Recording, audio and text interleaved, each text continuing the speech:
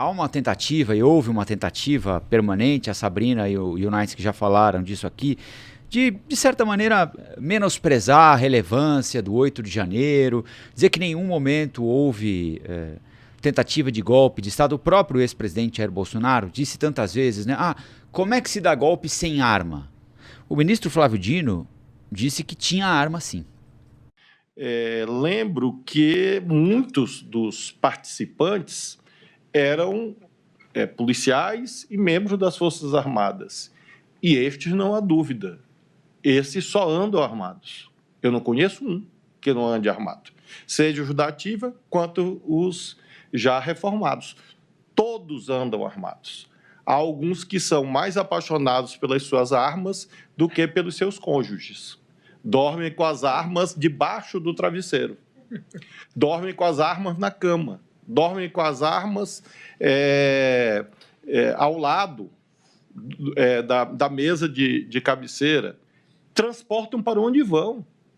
Eu fui governador de um estado, fui ministro da Justiça, essa é a realidade. Então, se havia, como de fato havia, inequivocamente, no conjunto de atos, a presença de integrantes das forças policiais e das Forças Armadas, não há dúvida, estavam armados. Porque essa é da natureza da função, diria que mais do que um direito, é um dever. E houve, ministra Carmen, apreensão de armas, inclusive nos ônibus, consta também nos inquéritos policiais quanto ao chamado 8 de janeiro.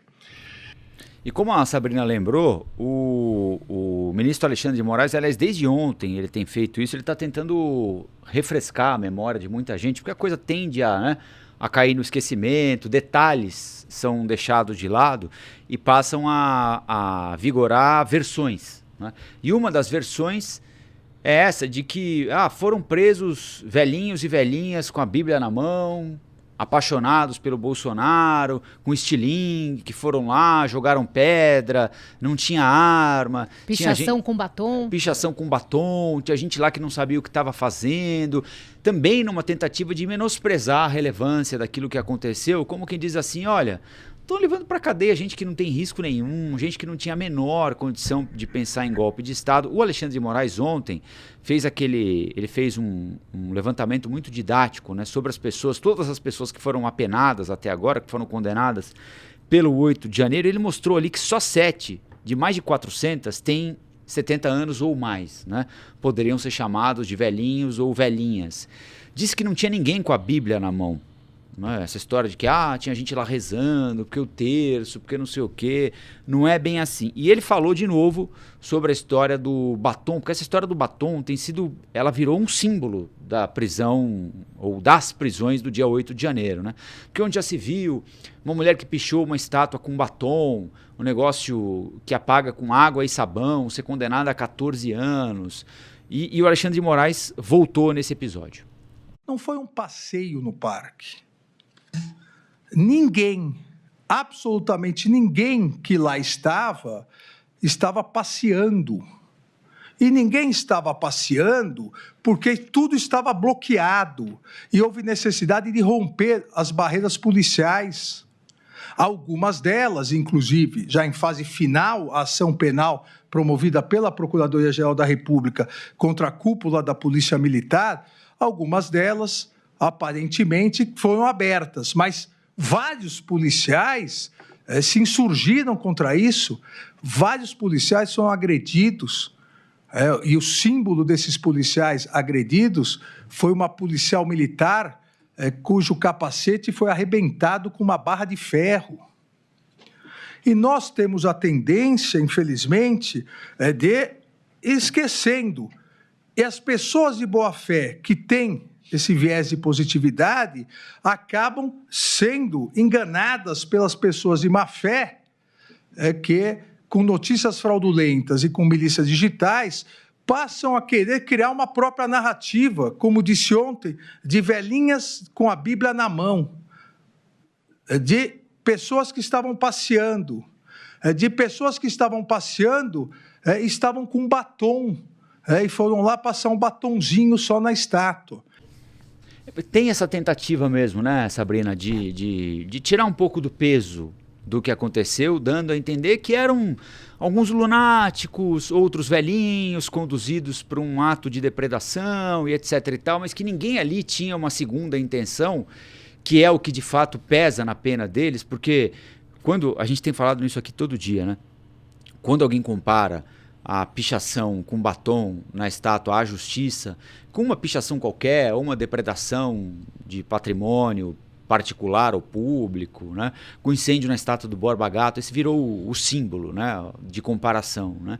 Você não está falando simplesmente, obviamente, do dano ao patrimônio público com um batom. Né? Existe uma história por trás, na avaliação do Supremo Tribunal Federal, da denúncia, existe da Polícia Federal, do Ministério Público Federal, tem uma história por trás do batom, né? Tem uma história por trás da pichação com batom na estátua. Não foi simplesmente alguém que foi vandalizar a estátua. Evidentemente que ninguém que vandaliza uma estátua com batom pega 14 anos de cadeia. Né? Os 14 anos se devem à tentativa de golpe de Estado e a outros crimes graves imputados às pessoas que estavam lá na Praça dos Três Poderes no dia 8 de janeiro. Então, quando chega na depredação de patrimônio público, eles já estão carregando pedras pesadíssimas, né? Golpe de Estado, enfim, tem uma série de atribuição de crimes ali, eu não me lembro exatamente. Organização criminosa. Exatamente. Tem inúmeros crimes com penas atribuídas pelo... Aliás, quem formula as penas é o Poder Legislativo. Né? O Judiciário aplica a pena. Quem pensou nisso e falou assim, esse crime aqui merece tanto tempo de pena... Foi o Congresso Nacional, foram os legisladores, inclusive os ministros ressaltaram isso hoje. Né? Eles não bolam pena para ninguém. Né? Eles olham no alto e falam assim, este episódio se enquadra nesse crime. Qual é a pena para esse crime? De tanto a tanto, então é tanto. Né? Não tem ninguém fala, que tal 2 anos, que tal 6 anos. Então, quando chega no batom, né? O batom é o... Né? Na verdade, o detalhe do detalhe, né? O que diferenciou, porque você não tinha um monte de gente atacando com batom. Então, a manicure, que é essa mulher, tinha um batom e fez esse emblemático momento ali de ataque. Mas, no processo dela, há outras indicações. Então, não é especificamente, vandalizou uma estátua com batom. Isso só ficou um símbolo que, obviamente... Cada um quer contar a história que melhor cabe na narrativa que pretende seguir. Mas não é só por isso, exatamente porque há uma determinação da lei. Ninguém pode dar 14 anos por algo assim. Não cabe na lei, muito menos a corte mais alta do país. E falando sobre armas, em relação ao que o Dino tinha comentado, tinha também, sim, armas, não só nos ônibus, mas a participação, inclusive, de pessoas armadas que são do Exército, do mais alto escalão, que são os kids pretos, das Forças Armadas, que estavam ali participando, facilitando, inclusive, entradas e saídas ali dos badernistas e eles estavam, obviamente, armados. Então, assim... planejando 3 assassinatos, né? Mas é que isso não foi no dia, né? Foi isso foi antes. Exatamente. Então, não significa que, não teve morte, então não foi menos grave. Não significa que, então, cadê o revólver desse povo todo? Estavam esperando o quê? Uma cena de Viking, entendeu? Que em muitos momentos até poderia fazer um paralelo, mas não era isso. E muitos jornalistas, muitos colegas que cobriram naquele 8 de janeiro foram acuados. Eu lembro até, inclusive, do cavalo que apanhou. Não sei se vocês lembram da cena. Sim. Do cavalo. Era um nível de agressividade que me remete à torcida torcida organizada. Torcida organizada. Pouco me surpreende a falta de apreço da ala bolsonarista pela história.